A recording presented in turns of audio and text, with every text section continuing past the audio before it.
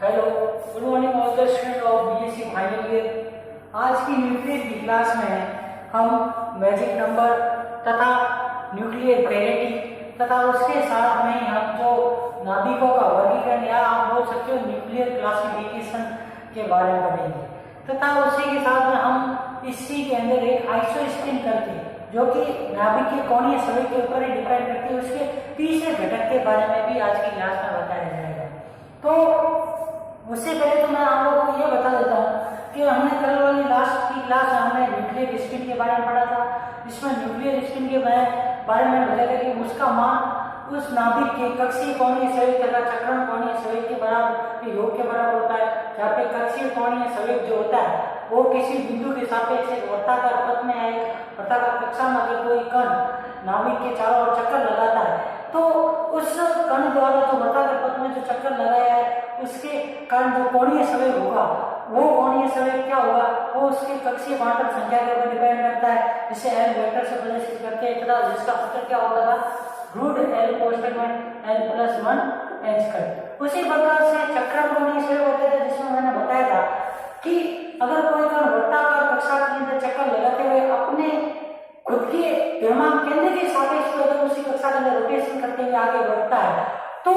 उस रोटेशन की जो कोणीय संवेग हो गया उस रोटेशन के कारण जो कोणीय संवेग होगा उसको हम कौन सा कोणीय संवेग बोलेंगे, चक्रण कोणीय संवेग बोलेंगे तथा उसे स्पिन s से प्रदर्शित किया जाता है या s द्वारा प्रदर्शित किया जाता है। प्रोटॉन तथा न्यूट्रॉन के लिए उस s का मान क्या होता है 1/2। और अगर हमको निरपेक्ष या सबसे अलग वैल्यू अगर मान लो किसी भी पार्टिकल के स्पिन की वैल्यू दी हुई है और हमको निरपेक्ष वैल्यू निकालनी है चक्रण कोणीय संवेग की, उसके लिए क्या सूत्र होगा, s कोष्ठक में s प्लस 1 एच कर। इसी प्रकार से यदि हमें इनकी टोटल कोणीय संवेग का मान निकालना होता तो हम क्या करते थे, उसके अंदर आई बराबर क्या हो जाता था एल प्लस एस वेक्टर। अब दूसरी चीज ये कि आई की वैल्यू अर्धपूर्ण गुणज और पूर्ण गुणज क्या होती थी, या तो पूर्ण गुणज होगी या फिर अर्धपूर्ण गुणज होगी। इसका कारण क्या था, क्योंकि कक्षीय कोणीय संवेग जो होता है उसके अंदर वो डिपेंड करता है कक्षीय क्वांटम संख्या के ऊपर। तो कक्षीय क्वांटम संख्या के अंदर हमको मालूम है कि प्रत्येक कक्षा जो होती है के एल एम एन या एस पी डी एफ जो उप कक्षा होती है इनके फिक्स क्वांटम नंबर होते हैं। तो फिक्स क्वांटम नंबर होने के कारण जब उनका हम क्या निकालते कोणीय संवेग निकालते तो उसकी वैल्यू क्या होती है, फिक्स वैल्यू प्राप्त होती है, जिसको हम क्या बोलते हैं अर्धपूर्ण गुणज के रूप में या फिर पूर्ण गुणज के रूप में कुल कोणीय संवेग जिसे आई द्वारा प्रदर्शित किया जाता है। और आई हमेशा क्या होता है एल वेक्टर तथा एस वेक्टर के योग के बराबर होता है। उसी प्रकार से अगर मान लो हमें किसी फिक्स नाभिक या किसी पर्टिकुलर न्यूक्लियर का कुल कोणीय संवेग आई का मान दिया हुआ हो और उसके सापेक्ष हमें निरपेक्ष मान निकालना हो उस नाभिक का कोणीय संवेग का, तो उसके लिए क्या सूत्र हो जाएगा, आई बराबर रूट एल को आई कोष्ठक में आई प्लस 1 एच का स्क्वायर। तो ये सारी चीजें हमने पढ़ी थी तथा साथ में ये मैंने बताया था कि अगर किसी भी नाभिक जिसकी द्रव्यमान संख्या सम हो तो उसके अंदर आई का मान एक बार 0 प्राप्त होता है, एक बार आई का मान 1 2 3 पूर्ण गुणज के रूप में प्राप्त होता है। इसका क्या कारण होता है उसकी चीज के बारे में बताया था। क्योंकि आप लोगों को मालूम हो अगर सम संख्या में न्यूट्रॉन तथा प्रोटॉन है तो उस कंडीशन में क्या होंगे, ये एक दूसरे से युग्मित हो जाते हैं, दो न्यूक्लियन एक दूसरे से युग्मित होकर क्या करते हैं अपने कोणीय संवेग को नेगलेक्ट कर देते हैं। उस वजह से जो सम संख्या में न्यूक्लियन उपस्थित होते हैं उनके लिए तो कोणीय संवेग का मान क्या होता है 0 होता है। उसी जगह दूसरी ओर जब अगर एक जगह पे सम प्रोटॉन हो दूसरी जगह पे सम न्यूट्रॉन हो, विषम न्यूट्रॉन हो या फिर सम न्यूट्रॉन तथा विषम प्रोटॉन की कंडीशन के अंदर यहाँ पे सम संख्या तक के प्रोटॉन न्यूट्रॉन एक दूसरे के साथ युग्मित हो जाते हैं, लेकिन अगला जो विषम नंबर का प्रोटॉन या न्यूट्रॉन होता है वो एक दूसरे के साथ युग्मित नहीं कर पाते। उस वजह से क्या होता है कि आई के अंदर I1 प्रोटॉन प्लस आई न्यूट्रॉन दोनों जुड़ के क्या करते हैं हमको कोणीय संवेग का टोटल कोणीय संवेग का मान देते हैं, जो कि हमको किसके रूप में प्राप्त होता है, पूर्ण गुणज के रूप में प्राप्त होता है। उसके बाद में लास्ट कंडीशन थी जो थी आप लोगों के, अगर कोई भी द्रव्यमान कोई भी परमाणु या कोई भी नाभिक जिसकी द्रव्यमान संख्या कैसी हो विषम हो, उस कंडीशन के अंदर किसी भी परमाणु का कुल कोणीय संवेग निकालना है तो वो किस पर डिपेंड करता था, सेल मॉडल के ऊपर डिपेंड करता था, जिसमें सेल मॉडल द्वारा अलग अलग कोषों के अंदर अलग अलग सेलों के अंदर जो प्रोटॉन और न्यूट्रॉन को फील किया जाता था उस आधार के पर हम क्या निकालते थे, किसी भी पिंड की क्या निकालते थे कोणीय संवेग का मान निकालते थे। जिसमें अगर मान लो कोई भी प्रोटॉन या एक न्यूट्रॉन में से कोई भी अगर एक सम संख्या होता है तो उस सम संख्या के न्यूक्लियन का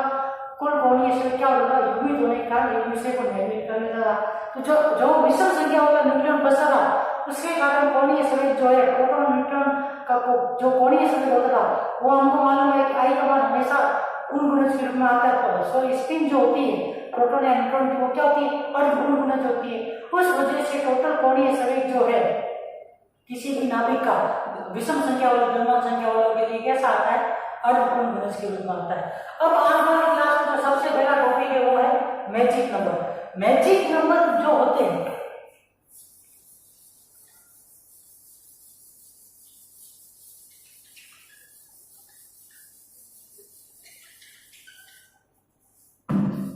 मैजिक नंबर,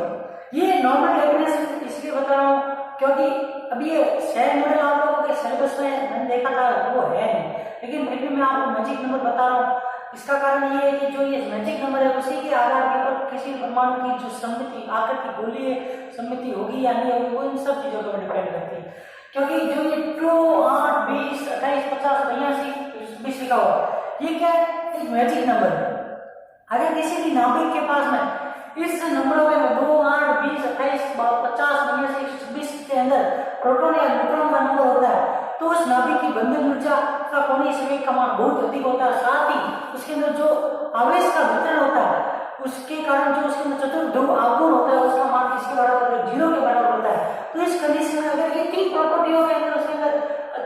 चौथी प्रॉपर्टी अगर आप बताएं एक बंधन ऊर्जा कोणीय संवेग में उच्चार करता है उसका अगर विद्युत चतुर्ध्रुव आघूर्ण क्यू बराबर 0 होता है वो नाभिक क्या होता है, बाकी वाले नाभिकों की तुलना बहुत ज्यादा स्थायी होता है। और स्थायी होने के कारण क्या होता है, ये जो मैजिक नंबर बताए गए ये मैजिक नंबर। तो इन मैजिक नंबर के कारण अगर कोई भी नाभिक जिसके पास इस मैजिक नंबर के बराबर के प्रोटॉन या न्यूट्रॉन होते हैं तो अधिक स्थायी होता है। क्योंकि उसका कोणीय संवेग अधिक होता है, उसकी बंधन ऊर्जा किसी भी प्रोटॉन या न्यूट्रॉन को बांधे रखने की जो बंधन ऊर्जा होती है वो अधिक होती है। साथ ही इसमें जो आवेश वितरण किया गया होता है वो गोलीय सममिति का है या नहीं है उस चीज के बारे में भी इस विद्युत चतुर्ध्रुव आघूर्ण क्यू बराबर 0 की वैल्यू से पता चलता है, जिसके कारण नाभिक कैसा होता है, स्थायी अवस्था में होता है। इस वजह से इन नंबरों को कैसे नंबर बोलते हैं, मैजिक नंबर बोलते हैं। तो ध्यान रखना मैजिक नंबर कौन से 2, 8, 20, 28, 50, 82 और 126 ये दो नंबर का क्वेश्चन पूछा जाता है कि मैजिक नंबर क्या होता है और नाभिक इस मैजिक नंबरों के कारण मैजिक नाभिक के स्थायित्व का क्या कारण होता है। स्थायित्व का एक ही कारण होता है, एक तो उसकी बंधन ऊर्जा अधिक होगी, दूसरा उसका कोणीय संवेग का मान अधिक होता है या उसके अंदर उछाल होता है, तीसरा उसका जो आकृति जो गोलीय सममिति होती है आप ये बोल सकते हो उसके अंदर आवेश का वितरण कैसा होता है कि वर्ताकार या गोलीय सममिति के अंदर होता है। इस वजह से वो नाभिक क्या होता है, अदर वाले जिनके अंदर प्रोटॉन और न्यूट्रॉन की संख्या मैजिक संख्या के रूप में नहीं होती है उनकी तुलना में इनका स्थायित्व अधिक होता है। अब उसके बाद में सेकंड टॉपिक है आज का वो है समता। समता इसके अंदर जो ये समता जो होती है वो इनको अपन इंग्लिश में हम बोलते हैं पैरिटी। ये जो पैरिटी जो होती है वो नाभिक के अंदर जो वेव फंक्शन होता है उसको बताती है, उसके ऊपर डिपेंड करती है। जैसे कि आप वेव फंक्शन पढ़ते हो, आपने जब बीएससी सेकंड ईयर पढ़ा होगा sin x के रूप में a sin x या फिर b cos x, ये सारी चीजें पढ़ते थे। ये क्या बताते थे, वो किस ये a sin x और b cos x किसी भी स्टेट के अंदर या किसी भी नाभिक किसी भी परमाणु या हाइड्रोजन परमाणु वगैरह के अंदर आप जब पढ़ते थे तो उनके अंदर क्या होता है sin x और cos x के रूप में वेव फंक्शन निकलते थे। या फिर किसी भी आप जैसे विभव कूट वगैरह पढ़ते थे तो उसमें अगर इलेक्ट्रॉन को या प्रोटॉन को आप अवयवों को भरते थे किसमें एनर्जी लेवल्स के अंदर तो उनमें भी वेव फंक्शन वैल्यू होता था। तो ये जो समता जो होती है वो क्या बताती है, किसी भी परमाणु या किसी भी कण की जो जिस अवस्था में वो उपस्थित होता है उस अवस्था में उसकी स्टेबिलिटी को बताता है। किसके द्वारा, तरंग फलन की सहायता से। तरंग फलन की सहायता से अगर किसी भी कण की अवस्था को प्रदर्शित किया जाता है तो उसके लिए किसका उपयोग किया जाता है, समता का उपयोग जाता है। ये समता की कैटेगरी क्या होती है, दो प्रकार की होती है, एक तो सम समता होती है और एक विषम समता होती है।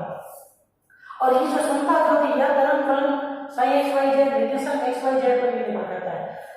सबसे पहली चीज तो ये कि जो समता जो होती है वो क्या करती है, किसी भी कण की अवस्था का निर्धारण करती है, उसकी अवस्था के बारे में जानकारी देती है, जो कि इसके ऊपर डिपेंड करता है क्वांटम यांत्रिकी तरंग फलन, जो कि साइन के रूप में भी हो सकता है, कॉस के रूप में भी हो सकता है, एक्सपोनेंशियल के रूप में भी हो सकता है, या फिर गॉसियन फंक्शन भी हो सकता है, या फिर आप बोल सकते हो इसके अंदर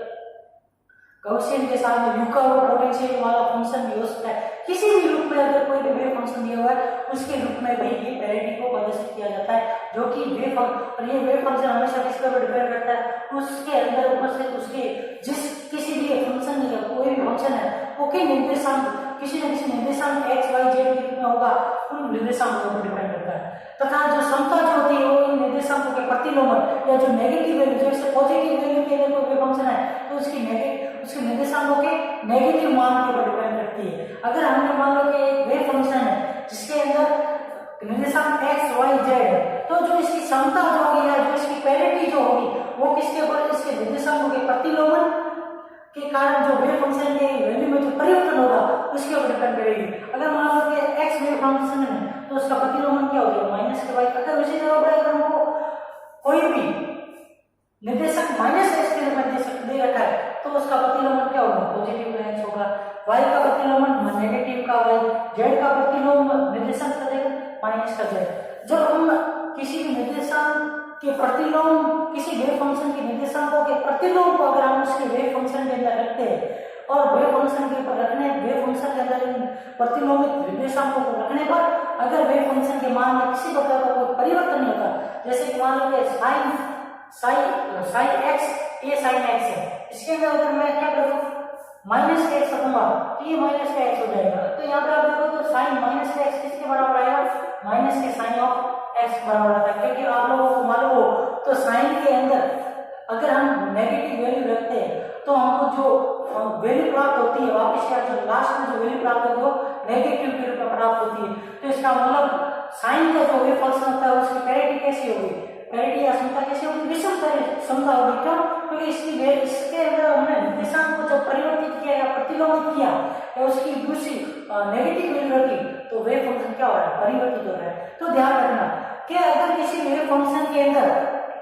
अगर उसके प्रतिलोमित निर्देशांकों को रखा जाए और प्रतिलोमित निर्देशांकों को रखने पर अगर वेव फंक्शन की वैल्यू के अंदर कोई भी परिवर्तन नहीं होता है तो वो वेव फंक्शन कैसा फंक्शन होगा, समता वाला वेव फंक्शन होगा। जैसे कि देखो आपने साइन ए बस minus x minus y minus z रखा तो वापिस वेव फंक्शन किस में मिल रहा है, साइन एक्स वाई जेड के रूप में। अगर वहीं पर आपने वेव फंक्शन के अंदर क्या रखा,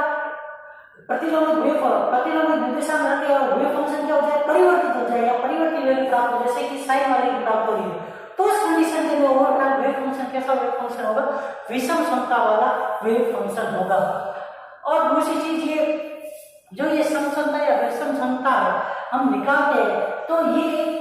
समता पैरिटी ऑपरेटर के ऊपर डिपेंड करता है। जैसे हम p से प्रदर्शित करते हैं, जिसको हमने डबल बार ऑपरेट करने में, जैसे हमने सिंगल बार ऑपरेट किया तो p बराबर अगर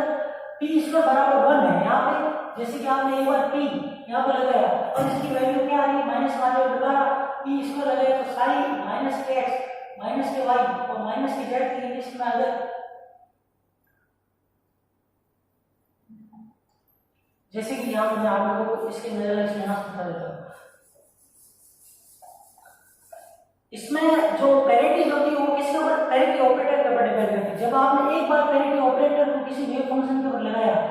एक्स वाई जेड तो माइनस के sine x y Z,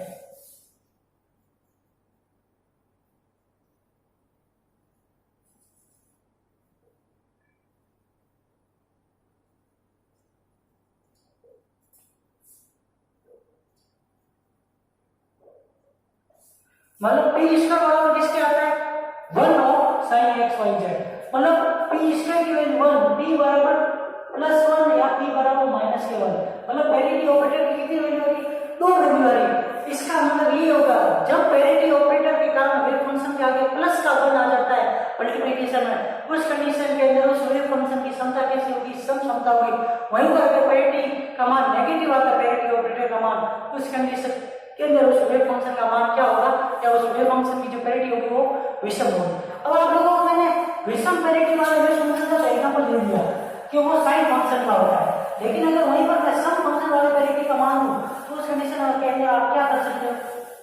cos wave function को ले सकते हो। कॉस वेव फंक्शन के अंदर जब आप जैसे कि साइन माइनस एक्स बराबर बी कॉस माइनस एक्स है, तो ये हमेशा क्या आता है, बी कॉस एक्स, मतलब साइन माइनस के एक्स बराबर साइन एक्स। यहाँ पे क्या हो रहा है, वेव फंक्शन परिवर्तित नहीं हो रहा है। क्यों? क्योंकि आप लोगों को मालूम हो कॉस के अंदर अगर हम कोई भी नेगेटिव मान रखते हैं तो हमेशा कॉस की वैल्यू हमको कैसी प्राप्त होती है, पॉजिटिव ही प्राप्त होती है। उस वजह से ये वेव फंक्शन जो कॉस वाला वेव फंक्शन होता है वो कैसा होता है, समपैरिटी वाला होता है। तो ध्यान रखना, विषमपैरिटी के अंदर क्या होगा, वेव फंक्शन का मान क्या होता है, प्रतिलोमित निर्देशांक के कारण वेव फंक्शन का मान चेंज होता है। लेकिन सम संख्या समता वाले वेव फंक्शन के लिए क्या होगा कि अगर वेव फंक्शन के अंदर आपने प्रतिलोमित निर्देशांक रखे तो भी वेव फंक्शन का मान परिवर्तित नहीं होता। तो इस प्रकार के फंक्शन को समपैरिटी वाला फंक्शन अगर मान परिवर्तित होता है तो उस वेव फंक्शन को विषम समता वाला वेव फंक्शन कहते हैं। नाभिक के किसी अवस्था में समता का कक्षीय कोणीय संयोग पर अब ये तो हमको वेव फंक्शन पता चल गई। अगर किसी भी नाभिक के बारे में, किसी भी नाभिक की कोई भी नाभिक देते हैं, जैसे कि मान लो कि नाइट्रोजन, हाइड्रोजन, कार्बन और बोरॉन, सोडियम वगैरह कोई भी नाभिक दे दिया, अगर उसकी हमको क्या करनी है, उसके पेरिटी का मान ज्ञात करना है। तो उसकी पेरिटी का मान ज्ञात करने के लिए हमको क्या करना पड़ेगा, उस नाभिक के अंदर जितने भी न्यूक्लियन उपस्थित है वो न्यूक्लियन जिस कक्षा के अंदर स्थित होंगे, जैसे कि मान लो कि एस कक्षा में स्थित है या बी कक्षा में स्थित है, बी में स्थित है, एफ में स्थित है, के, एल, एम या एन, तो किसी में से किसी एक कक्षा में उपस्थित है, तो हमको अगर उस नाभिक का कक्षीय, उस नाभिक की पेरिटी को या उस नाभिक की क्षमता को ज्ञात करना है, तो वो नाभिक की जो क्षमता होगी वो उस न्यूक्लियन के कोणीय संवेग के ऊपर डिपेंड करेगी। कक्षीय कोणीय संवेग, कक्षीय कोणीय संवेग से मतलब वो कौन सी कक्षा के अंदर उस नाभिक के केंद्र के सापेक्ष वर्गाकार पथ के अंदर क्या लगा रहा है, चक्कर लगा रहा है। अगर मान लो कि उस नाभिक के अंदर उपस्थित न्यूक्लियन L बराबर 1 मतलब P कक्षा के अंदर वो अगर चक्कर लगा रहा है तो उस कंडीशन के अंदर इसकी पेरिटी को किस सूत्र से P बराबर -1 से ज्ञात किया जाता है। मतलब किसी भी नाभिक के अंदर अगर हमको उसके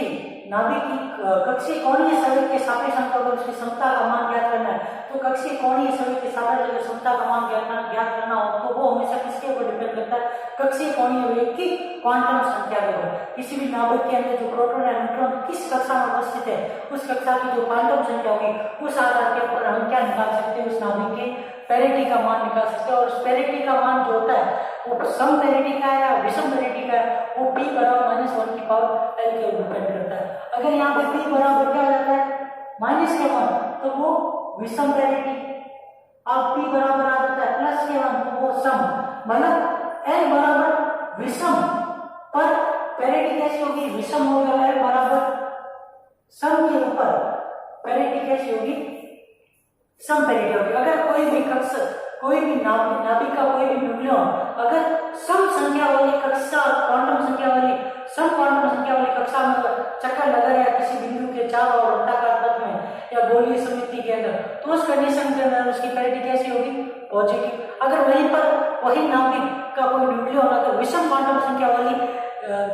कक्षा के अंदर चक्कर लगा रहा है या घूर्णन कर रहा है तो उस कंडीशन में उसकी पेरिटी क्या होगी, नेगेटिव होगी। अब हम लोगों को मालूम है कोई भी नाभिक है तो उसके अंदर प्रोटॉन और न्यूट्रॉन की संख्या 1 या 2 तो होगी नहीं, जरूरी नहीं है कि अगर हल्का नाभिक है तो हम मान सकते हैं कि उसके अंदर प्रोटॉन न्यूट्रॉन की संख्या 1 या 2 हो सकती है। लेकिन अगर बहुत भारी नाभिक है तो उस कंडीशन के अंदर प्रोटॉन और न्यूट्रॉन की संख्या बहुत अधिक होती है। तो उस कंडीशन में अगर हमको उस नाभिक के अंदर उसकी पेरिटी का मान ज्ञात करना है तो हमको उसके सभी जितने भी उसके कपल परिणामी या जितने भी उसके अंदर अवयव उपस्थित है उन सबकी हम क्या निकालेंगे, कक्षीय क्वांटम संख्या निकालेंगे। तो उस कक्षीय क्वांटम संख्या के सापेक्ष हम क्या करेंगे, उस नाभिक की पेरिटी निकाल सकते हैं। अगर हम अलग अलग सभी कक्षाओं के सभी अवयवों की पेरिटी का मान का गुणा करते हैं या गुणनफल करते हैं, जैसे मान लो कि LA, LB, LC, LD करके वो मान लो 10-12 जितने भी न्यूक्लियन है उन सबके जो कक्षीय क्वांटम संख्या LA, LB, LC, LD, LEF करके ऐसे कुछ प्राप्त है और हमको अगर उसकी या उस नाभिक में जितने भी 12 न्यूक्लियन सबका मिलाकर उस टोटल नाभिक का हमको क्या निकालना है, पेरिटी निकालनी है। तो उन सबकी पेरिटी का क्या करना पड़ेगा, हम लोगों को मल्टीप्लिकेशन करना पड़ेगा और मल्टीप्लिकेशन करने में जो पेरिटी प्राप्त होगी वो उस न्यूक्लियन की कुल पेरिटी होगी। अगर NAB+C जो आप ऊपर घात लगाई है ये अगर सम में आ जाती है तब तो ये पेरिटी वो नाभिक कैसा होगा, सम पेरिटी का नाभिक होगा या उसका वेव फंक्शन कैसा होगा, सम पैरिटी का होगा। और वहीं पर अगर इसका मान नेगेटिव में आ जाता है तो समता कैसी होगी, नेगेटिव होगी। तो ध्यान रखना, अगर नाभिक के अंदर बहुत सारा ज्यादा एरिया है तो उस कंडीशन में उसके अवस्था का या उसके वेव फंक्शन का या उसकी पैरिटी का पता करना है, तो उसकी पैरिटी पता करने के लिए उस नाभिक के अंदर जितने भी अवयव उपस्थित है उन सबकी अलग से कक्षीय क्वांटम संख्या पता करनी पड़ेगी। उस सबकी कक्षीय क्वांटम संख्या प्राप्त होने के बाद उन सबकी पैरिटी का मल्टीप्लिकेशन करने पे हमको जो पैरिटी प्राप्त होगी वो पैरिटी किसको बताएगी, उस नाभिक की टोटल पैरिटी को बताएगी। अब लास्ट पॉइंट जो आता है इसके अंदर वो है कि अगर कोई भी नाभिक जिसके अंदर प्रोटॉन तथा न्यूट्रॉन की संख्या क्या हो, सम संख्या में, जैसे प्रोटॉन भी 2 है और न्यूट्रॉन भी 2 है, तो उस कंडीशन के अंदर जो उसकी पैरिटी है वो क्या होगी, सम पैरिटी होती है। क्यों? क्योंकि आप देखोगे न्यूट्रॉन की संख्या भी 2, प्रोटॉन की संख्या भी 2, तो p के ऊपर p और माइनस के 1 की power l neutron plus into -1 की पावर l प्रोटॉन। अगर इसकी भी संख्या 2, मतलब इसके दो अलग अलग नाभिक है, जैसे कि मान लो कि दोनों ही न्यूट्रॉन या दोनों ही प्रोटॉन क्या है, n बराबर 1, ln1 बराबर 1, ln2 बराबर 1 के अंदर स्थित है, तो क्या होगा, पहले वाले की पैरिटी नेगेटिव विषम पैरिटी, दूसरे वाले की भी पैरिटी विषम, जब दोनों का मल्टीप्लिकेशन करेंगे तो सम संख्या वाले प्रोटॉन की पैरिटी क्या आ जाएगी, सम आ जाएगी। उसी प्रकार से सम संख्या वाले न्यूट्रॉन की भी पैरिटी क्या आ जाएगी, सम आ जाएगी। और दोनों का जब मल्टीप्लिकेशन करेंगे सूत्र में रखकर तो हमको जो पैरिटी प्राप्त होती है वो कैसी होती है, सम संख्या पैरिटी प्राप्त होती है। उसी प्रकार से अगर विषम संख्या में प्रोटॉन तथा विषम संख्या में न्यूट्रॉन होंगे तो उस कंडीशन में पैरिटी का निकालने का सूत्र क्या हो जाएगा, p बराबर -1 की पावर ln प्लस mb। इस कंडीशन में जब हम पैरिटी निकालते हैं तो ध्यान रखेंगे कि सम, इससे विषम से पहले कौन सी संख्या आएगी, सम संख्या। विषम संख्या वाला प्रोटॉन तथा न्यूट्रॉन, उससे पहले जितने भी सम संख्या के प्रोटॉन तथा न्यूट्रॉन है उनके कारण जो पैरिटी होगी वो तो कैसी हो जाएगी, सम हो जाएगी। लेकिन जो विषम संख्या वाला प्रोटॉन तथा न्यूट्रॉन है उसके कारण जो पैरिटी होगी वो उनकी कक्षीय क्वांटम संख्या के द्वारा इस सूत्र से निकाली जाएगी कि वो कौन सी कक्षीय क्वांटम संख्या के अंदर, पहली कक्षीय क्वांटम में है, पहली क्वांटम संख्या वाली कक्षा के अंदर है या दूसरी क्वांटम वाली कक्षा के अंदर है, उस आधार के ऊपर इस सूत्र के द्वारा हम उसकी समता निकाल सकते हैं। तो अभी तक मैंने जो बताया उसमें समता में मैंने क्या बताया कि समता किसी भी परमाणु की स्थिर अवस्था का वर्णन करती है, जो कि उसकी किसके ऊपर डिपेंड करती है, वेव फंक्शन के ऊपर डिपेंड करती है। और वही वेव फंक्शन किसके ऊपर, उन उसके निर्देशांक, वेव फंक्शन के निर्देशांकों के ऊपर डिपेंड करते हैं। इन्हीं निर्देशांकों के प्रतिलोमन के सहायता से हम किसी भी वेव फंक्शन की समता के बारे में जानकारी प्राप्त कर सकते हैं। अगर निर्देशांकों का प्रतिलोमन करके अगर उनको वेव फंक्शन के अंदर रखा जाता है और अगर वेव फंक्शन के मान में कोई परिवर्तन नहीं होता तो वेव फंक्शन कैसा होगा, सम पैरिटी या सम समता वाला वेव फंक्शन। उसी जगह पर अगर विषम समता आती है या फिर वेव फंक्शन की वैल्यू क्या प्रतिलोमी निर्देशांकों के अंदर परिवर्तित हो जाती है तो उस वेव फंक्शन की समता कैसी होगी, विषम हो जाएगी। और अगर कोई नाभिक किसी अवस्था के अंदर स्थित है और उसको अगर वो नाभिक के न्यूक्लियन या प्रोटॉन कक्षीय कोणीय संवेग पता है हमको, तो उनकी कक्षीय कोणीय संवेग की सहायता से या कक्षीय कोणीय संवेग की क्वांटम संख्या की सहायता से हम क्या निकाल सकते हैं, उस न्यूक्लियन की कक्षीय क्वांटम संख्या की सहायता से उस नाभिक के पैरिटी का पता कर सकते हो। पैरिटी का सूत्र p बराबर क्या होगा, -1 की पावर l। अगर l का मान यहाँ पर विषम आता है तो उस नाभिक का कुल कोणीय संवेग क्या हो जाएगा, विषम। अगर वहीं पर इस क्वांटम संख्या का मान कैसा आता है, सम आता है, तो इस पैरिटी का मान क्या हो जाएगा, +1 हो जाएगा। नाभिक की परिणामी क्षमता उसके सभी अवयवों की क्षमता के गुणनफल के समान है। दूसरी अगर नाभिक के अंदर बहुत सारे न्यूक्लियन है तो उस कंडीशन के अंदर सभी न्यूक्लियनों की पैरिटी का गुणनफल करने पे हमें उस नाभिक के अंदर उस नाभिक की टोटल पैरिटी के बारे में पता चल जाता है। अगर कोई ऐसा नाभिक जिसके अंदर प्रोटॉन तथा न्यूट्रॉन की संख्या सम है तो उस कंडीशन के अंदर पैरिटी का मान क्या हो जाता है, सम होता है। जिसका मैंने बताया अगर मान लो कि दोनों ही न्यूक्लियन अगर एक ही क्वांटम नंबर क्वांटम कक्षा में है तो दोनों के कारण जो पैरिटी है वो विषम होने का सम में बदल जाती है। इस वजह से भी या फिर जो अगर सम क्वांटम संख्या में है तो सम क्वांटम संख्या वाली पैरिटी भी सम में ही मल्टीप्लिकेशन आती है। इस वजह से भी जो सम संख्या वाले प्रोटॉन न्यूट्रॉन होते हैं उनकी जो पैरिटी होती है वो सम होती है। और विषम संख्या से अंदर अगर प्रोटॉन न्यूट्रॉन है तो विषम से पहले जो सम आते हैं उनके कारण तो पैरिटी पूरी सम हो जाएगी। लेकिन जो विषम संख्या में प्रोटॉन तथा न्यूट्रॉन है उनकी जो जो ये विषम संख्या वाले प्रोटॉन तथा न्यूट्रॉन है वो कौन सी क्वांटम संख्या की व्यवस्था में उपस्थित है, उस आधार के ऊपर उनकी पेरिटी p बराबर -1 की पावर ln प्लस l3। क्योंकि आप लोगों को मालूम है इन विषम से पहले जितने भी प्रोटॉन तथा न्यूट्रॉन होंगे वो एक दूसरे के साथ युग्मित होंगे, युग्मित होने के कारण उनकी पेरिटी क्या हो जाती है, सम। लेकिन अब जो ये विषम नंबर वाला प्रोटॉन होगा, विषम नंबर वाला न्यूट्रॉन होगा, उनकी पेरिटी हमको पता करनी पड़ेगी, उसके लिए ln प्लस l3 का यूज किया जाता है।